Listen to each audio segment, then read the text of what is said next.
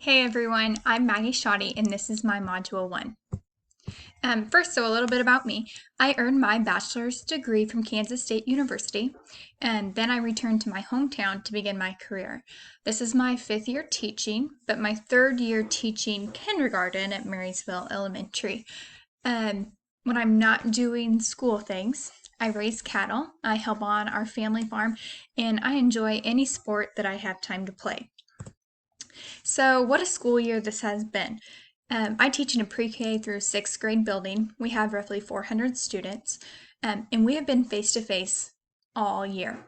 Families were given the option to go remote at the beginning of the school year, but very few chose to do that. Our senior high school was remote for 2 weeks because there were too many teachers out because of quarantine. So they were remote 2 weeks, but then jumped right back in face to face. So I'm very thankful for this, and I'm hopeful that we can continue this as we start a new semester. So jumping into our mindsets, I learned a lot from Dr. Bobby Moore in his 2017 article. First, he points out that mindsets of highly successful leaders. He states that successful leaders believe that all students can learn, that teacher collaboration outperforms isolation, and happiness or optimism. I agree with all 3 of these mindsets. First, a growth mindset is something that is very important. We should want the best for all our students and staff. Along with this goes collaboration. I know that I get most of my best ideas from bouncing around ideas with my other kindergarten teachers. This is something that I struggle with in my classroom, but I always try to think of more ways that I can do it. And finally, happiness and positivity are contagious. We want to create happy buildings, which in turn creates happy classrooms, happy staff, happy students. So next, Dr. Moore talks about dispositions of successful leaders. Research shows that successful leaders are confident, they're risk takers, and they're empathetically assertive. It's no secret that our administrators have to make tough decisions day in and day out. They should be action-oriented and not second-guess themselves, but they also need to be understanding for those who don't feel the same way that they do. I was surprised to see sense of humor as one of the top 5 dispositions, but after thinking of some of the best leaders that I've come in contact with, I would totally agree. A sense of humor makes relationships easier to form. Finally, Dr. Moore refers to successful leaders as learning leaders. And I love that we have role models for our students in everything that we do. So why not show them that learning is a lifelong thing? And then in Dr. Moore's last topic, he informs us that successful leaders are disciplined and consistent in their practices.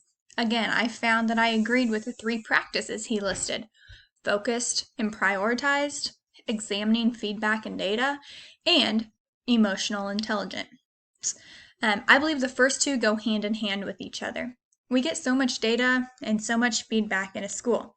A good leader focuses on the data and feedback that is important to the school and analyzes this as a top priority. A good leader also is encouraging and respectful to everyone. Finally, we get to the 8 principles of ethical leadership that Matthew Lynch talks about in his 2015 article. You'll see that I've listed 3 here and 5 on the next slide. These principles act as a guide for leaders and administrators for ethical practices. Again, I support the research behind these 8 principles. It's important for our school leaders to be courageous and do what is best for our students, staff, and school. After all, they should know our school the best. Along with this comes a lot of responsibility, which in turn gets them respect. One principle that really stood out to me was requiring high ethics from everyone. As professionals, we should be held to a high standard, and I love that Lynch extends this to our students and their parents. Actions speak way louder than words, and it's evident that our students can be really great teachers. Another one that I really like is the sensitivity and understanding principle. Not everyone is going to have the same thoughts as you all the time. It's important for everyone, but especially our school leaders, to be understanding of others' feelings. So as I began reflecting on the mindsets of successful leaders, I believe that relationships are key. For me, collaboration over isolation is the most difficult. I collaborate with my kindergarten teachers each week, and I know that there are so many benefits to that. But I would love to incorporate more opportunities for collaboration in my kindergarten classroom. The dispositions. I've realized that the 5 dispositions are, again, all really good qualities that a successful leader would need to exhibit. The most challenging one for me is being a risk taker. Personally, I struggle with this, but I now understand how important it is to make the decision that your gut tells you is the best for everyone. Our school leaders do this so much, and that's why there's always some people that don't agree with it, and there's some people that do. As I reflect on the top practices for successful leaders, I am so glad that emotional intelligence makes the list.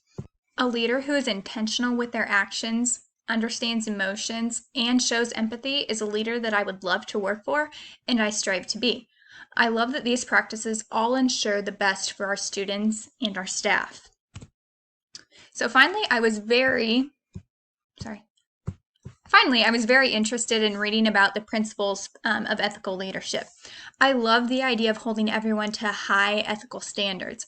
As professionals, as I said before, we should be held to those high standards, but I love that idea of extending that to our students and their parents. I also love the idea of inclusiveness. We're all about working together in the classroom, so I think it's important for all the staff and administrators to work together as a team too. And finally, I can honestly say that I learned even more than I expected to through this assignment. The standard was spot on for what we were learning about in this assignment.